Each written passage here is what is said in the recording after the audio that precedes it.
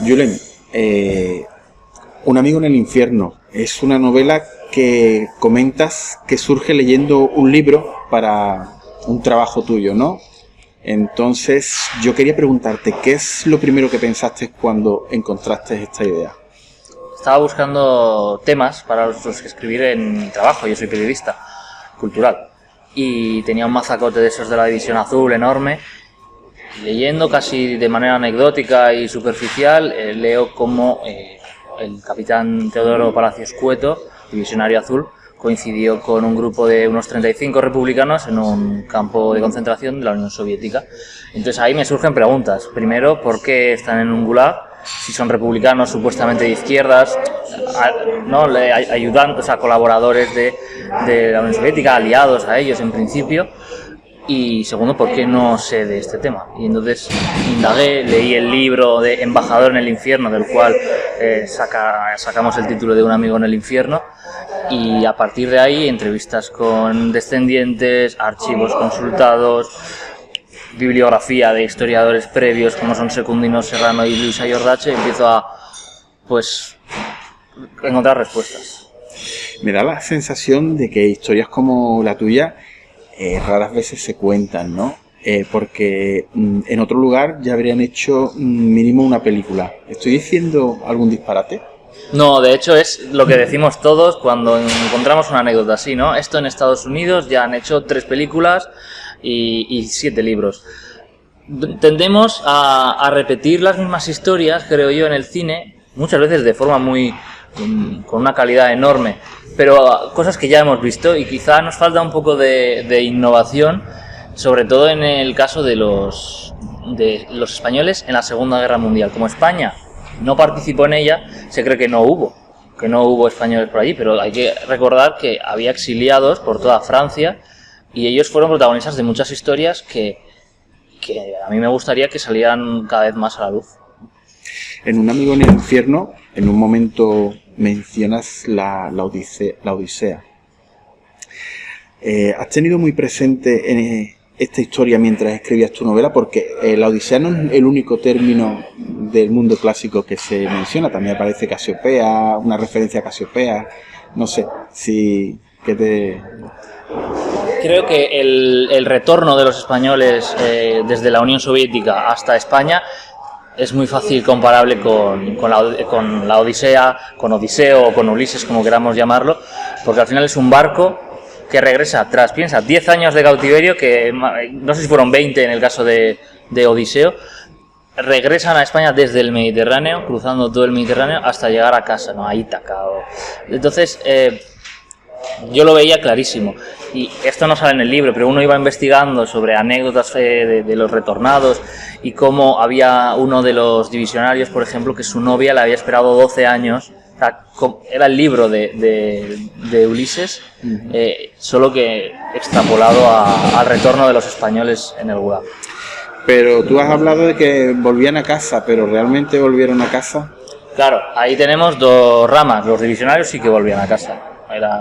Era su hogar, ellos habían combatido por lo que habían combatido, pero los republicanos, muchos, en primer lugar se quedaron en la Unión Soviética, rehicieron sus vidas después del gulag, se casaron, tuvieron descendientes, y los que volvieron, muchos, primero fueron interrogados, después fueron perseguidos por las instituciones franquistas, y no solo las instituciones, sino en pueblos, el típico rojo que volvía a casa y que era marginado completamente, que no encontraba trabajo, que era un apestado más.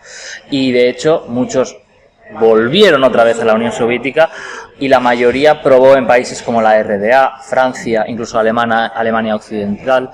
Probaron suerte donde no, porque en España no se les quiso. Un libro, sobre todo, escrito en primera persona. ¿Te ha sido difícil?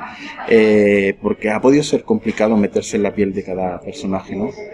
Pensé en la tercera, pero al final preferí contarlo yo, con mis reflexiones internas, y muchas veces eso también te da pie a no saber las respuestas, porque a veces Alfredo no sabe lo que está sucediendo y elucubra, especula. Eso me sirvió, y también con un fin que yo tengo, porque las opiniones son siempre subjetivas, yo quería partir desde su perspectiva para no equilibrar una balanza. Yo soy de los que cree que no se puede dividir la responsabilidad moral de la guerra civil en un bando y otro. Es decir, no, a mí no me vale el ambos fueron malos o ambos fueron buenos o ambos mataron. Ya, eso lo sabemos porque fue una guerra. Pero sí hubo una conspiración militar y eso, el responsable es un bando. Y sí hubo otro bando que trató de... Bueno, eso, que existe una teoría de la equidistancia de la que se ha escrito, sobre todo a partir de la transición, en la que cabe esa división de la responsabilidad moral en la que ambos bandos hicieron mal. Evidentemente eso era una guerra, pero fue un bando el que se alzó, el que conspiró militarmente, y fue otro el que intentó, porque no lo consiguió, mantener un orden constitucional republicano que se desmontó y dio pie a otro tipo de ideas quizá más radicales en el contexto de la guerra civil. Entonces yo, la forma en la que intento no ser equidistante es partir del narrador de Alfredo Morales, que era republicano. Y quizás, ¿qué es lo que ha sido más difícil o lo más complicado a la hora de escribir en primera persona? Las contradicciones que pueda tener, porque el ser humano es contradictorio y hoy piensa A y mañana B. Y no quería tampoco sonar caótico, que en un libro poner A y que me dijeran los lectores, o que me digan los lectores ahora, aquí has dicho esto otro. Es un ser humano y pues eso, lo que hoy piensa, mañana no lo hace. Y justamente Alfredo Morales es una persona con unos ideales claros, pero con sus más y sus menos, con su acercamiento al comunismo, pero luego alejamiento al estalinismo, que le parece un horror, es al final el sistema que le lleva al cautiverio. Eso era lo que a mí más me complicaba. Eso junto a las lagunas historiográficas que había. Yo no sabía cómo podía enviar a alguien de Francia a Alemania, si era en tren, si era en autocares, ese tipo de detalles que la historiografía no se fija tanto, son justo las que más llaman la atención. Tú has hablado con descendientes de aquellos hombres, ¿no? Porque no olvidemos que aunque esto es una historia de ficción, está basada en unos personajes reales. ¿Qué recuerdos tienen esos familiares? Pues lo peor, o lo mejor, es que no tienen ninguno, porque los descendientes no sabían qué había pasado con ellos. La mayoría creía que habían muerto en Berlín, en un contexto de la Segunda Guerra Mundial, que habían muerto y no supieron nada de eso hasta que los historiadores hicieron su trabajo de llenar esos vacíos que existen y de repente dijeron, no, te pongo un ejemplo, Sebastián Santandreu Sancho, mallorquín, no murió en Berlín, estaba en un gulag y luego rehizo su vida en Ucrania. Manuel Pérez Solana tampoco murió en Berlín, rehizo su vida en Ucrania también, e incluso intentó volver, eso lo dicen los documentos que están en el Haga, pero al final no subió al barco. En el barco él no estaba, aunque sí venía su nombre en la lista. Entonces lo que más me ha llamado la atención es cómo han ido sabiendo, gracias a la labor de los historiadores, que fue de sus abuelos o de sus tíos abuelos. ¿Has sentido cierta responsabilidad al escribir sobre personas que han vivido todo eso? Sentía responsabilidad, incluso miedo de que apareciera algún quizá descendiente con el que no he podido contactar y me dijera que eso era mentira o que no era del todo preciso. Y por eso intento en la novela, cambiar los nombres, cambiar un poco los orígenes, aunque haya fusión de personajes.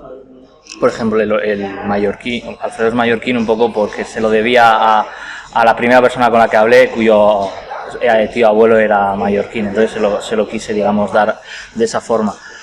Pero intenté evitar esa responsabilidad. La verdad, quizá fui cobarde y decidí, en lugar de 35 personas, hacerlo con 13, cambiar los nombres y crear mi propia historia para no sé si manchar, limpiar, banalizar, no lo sé, para no tocar las vidas reales de esos personajes.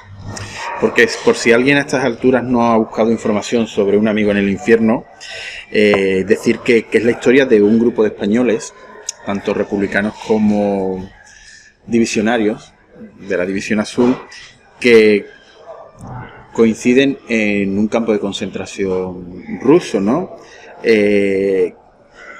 Poco se ha hablado, porque yo es la primera vez que una historia sé de la División Azul y demás, pero tu historia para mí era completamente desconocida. No sé si luego tú al buscar has podido encontrar información o más gente que haya hablado de este tema. Del encuentro como tal, yo lo leí hace tiempo y no me suena. Escribió de la División Azul en los campos, Juan Manuel de Prada, un libro, digamos, es el más famoso. Si alguien conoce la historia, es a través de él. Y luego, quizá los más mayores, en los 50, el franquismo promovió muchas publicaciones de los retornados. Las editoriales fueron a los supervivientes y les dieron, digamos, carta blanca para que contaran sus memorias. Pero es cierto que todo el mundo, historiadores, catedráticos, doctores de universidad, me han dicho que no conocían esta historia. Y yo intento ser un altavoz más, porque repito que, por ejemplo, Secundino Serrano y Luisa Iordache han publicado temas relacionados. De estos campos, ¿eran parecidos a los de Alemania? ¿Cómo era un campo ruso? Como base está bien que lo imaginemos así y luego ir un poco añadiendo detalles. Eran más complejos en el sentido de que no había tanta disciplina, quizá por el propio caos del sistema, que había cientos y cientos de campos. Había algunos sin vallas, por ejemplo. Uno se puede preguntar, ¿a dónde van? Bueno, en esas temperaturas, pues mejor quedarte en la garita o en el barracón.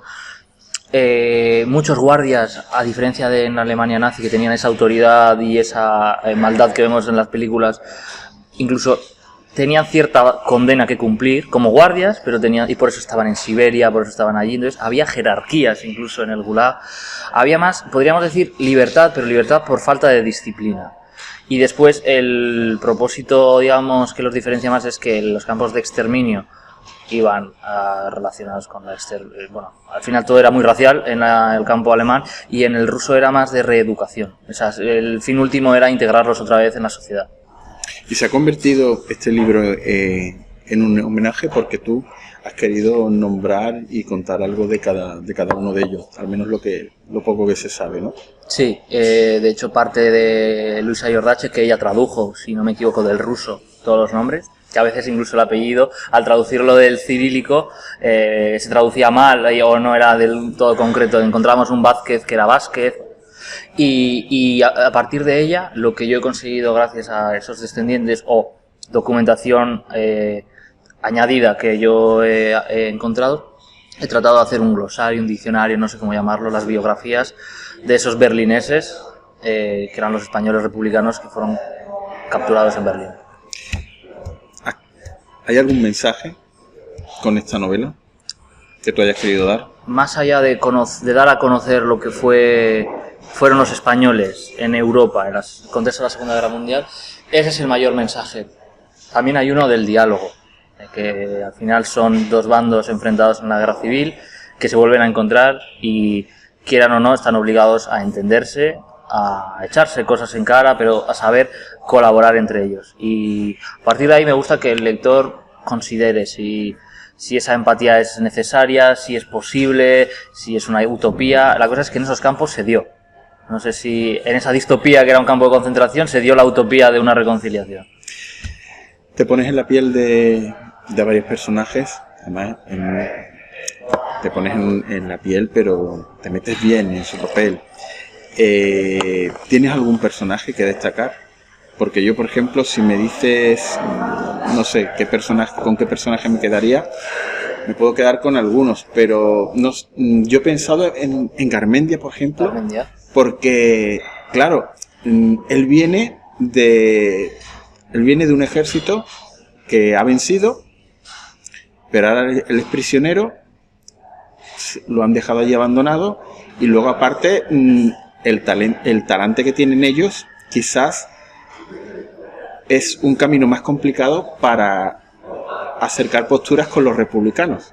Eso es un perfil, ese falangista tradicional, intelectual, lector, que pongo que escriben arriba,